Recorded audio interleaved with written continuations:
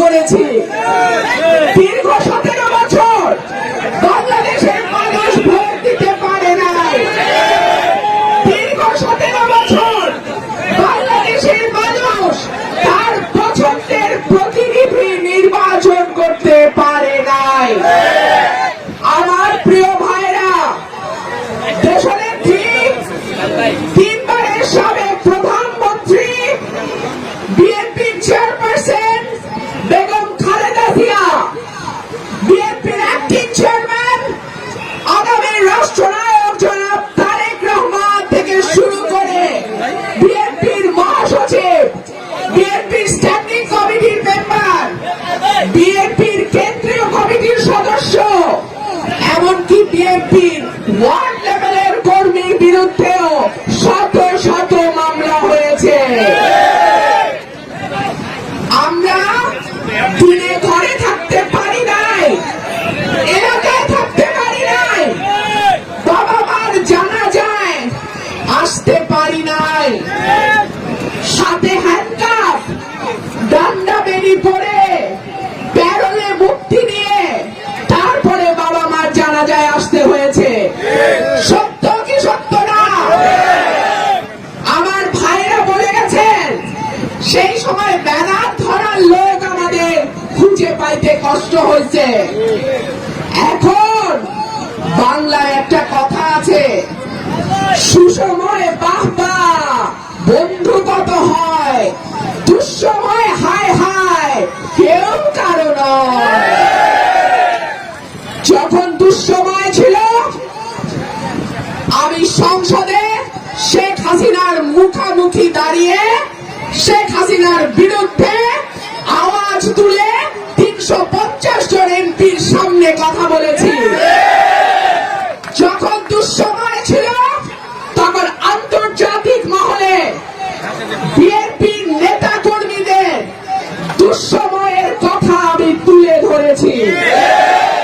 যখন দুঃসময় ছিল তখন আমি টেলিভিশনে, মিডিয়াতে, পত্রিকায়, নিয়মিত টক শোতে গিয়ে বিএনপির পতাকা তুলে ধরেছি। আমি এমন অনেকের কথা জানি যারা বলেছে চুপ চুপ, হাসিনার বিরুদ্ধে বক্তব্য দেওয়ার দরকার নাই। সত্য কি সত্য না? এখন যদি তারা সামনে আসতে চায়, এখন যদি তারা আপনাদের নেতৃত্ব দেওয়ার খায়েশ রাখে, আপনারা কি সেটা মেনে নেবেন? আমি বিনীতভাবে বলি, দুঃসময়ের পরে সুসময় আসে, সুসময়ের পরে কিন্তু আবারও খারাপ সময় আসে। ভালো সময় আসছে মানে এই না বলে আর কোনদিনও দুঃসময় আসবে না। সুতরাং দুঃসময় আপনার পাশে যে নেতা ছিল, দুঃসময় আপনার পাশে যে কর্মী ছিল, তাদেরকে ভুলে যাবেন না। আপনাদের কাছে আমার আবেদন থাকবে, আমাদের দুর্দিন কিন্তু শেষ হয়ে যায় নাই, এখনো কিন্তু আমরা ভোট দিতে পারি নাই। ইনশাআল্লাহ আশা করি ফেব্রুয়ারিতে আমরা একটা নির্বাচিত সরকার পাবো। ইনশাআল্লাহ আশা করি ফেব্রুয়ারিতে আপনাদের ভোটে ইনশাআল্লাহ বিএনপি সরকার গঠন করবে।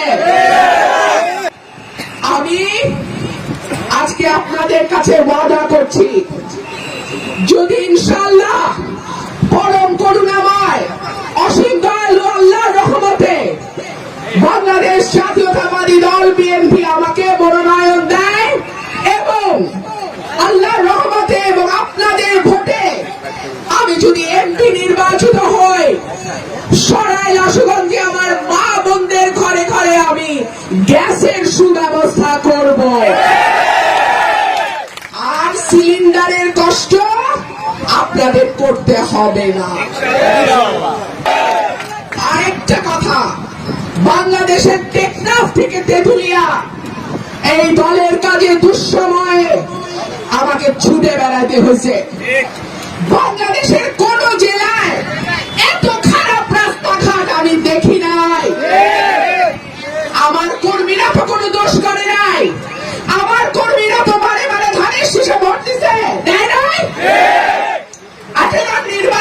যখন সব লুট হয়ে গেছে তখন তো আমার কর্মীরা জীবন দিয়া জান দিয়া ধারে শীর্ষে এখান থেকে বিজয়ী করাচ্ছে।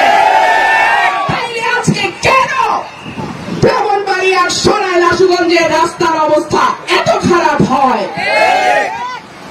আমি আপনাদের ওয়াদা করছি ইনশাআল্লাহ আল্লাহকে হাজির নাজির জেনে যদি আল্লাহর রহমত হয়, দল আমাকে মনোনয়ন দেয় এবং আপনারা আমাকে জয়যুক্ত করেন, সরাইল আশুগঞ্জকে আমি মডেল থানায় পরিণত করব ইনশাআল্লাহ।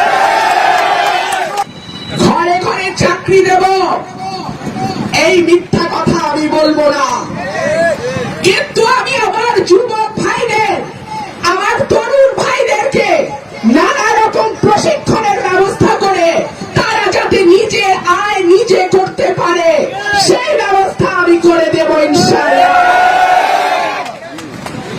আমরা বেড়িবাঁধের একটা দাবি উঠেছে, ইনশাআল্লাহ আপনারা যদি আমাকে সুযোগ দেন, রব্বুল আলামিনের গ্রহণ যদি থাকে, আমি যদি নির্বাচিত হই, বেড়িবাঁধের কাজটাও আমি করব।